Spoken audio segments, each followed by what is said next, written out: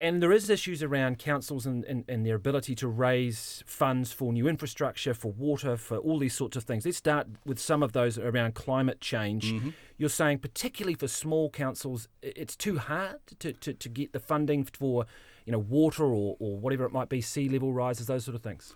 Yeah, well, let's start again with a principle. Ratepayers look a fair bit like taxpayers, so you need to have a good reason to shift costs from the ratepayer to the taxpayer.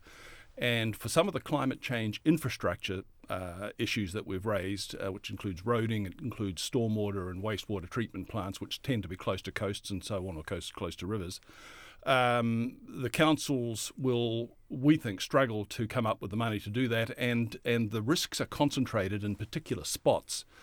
So the reasons why you might shift some stuff to central government are to spread the risk a little more evenly, or where there's just real deprived communities that won't be able to. At what point does the responsibility, though, come on homeowners or New Zealanders choosing to live in high hazard zones which are going to be affected by climate change? Well, that's a very, very good question, and a lot of councils are struggling with that right now as they do their long-term plans as to where they're going to allow people to build. But do councils bear some responsibility for saying, no, look, sorry, we just can't build there because there's going to be a rising sea level and that's just out of bounds? Yeah, and the councils have a legal opinion from Jack Hodder QC that makes the point that they're likely to be on the hook. So that's why we recommend that we really need some sort of a body that can do the legal work, the institutional work, the policy design to work through some of those issues and to think about where best to assign risk. Because you throw insurance companies in the mix and doing insurance retreat and the issue of whether they will insure for climate change, and it gets very complicated. And our assumption is that climate change risks will not be insurable for the most part. The insurance companies will be backing out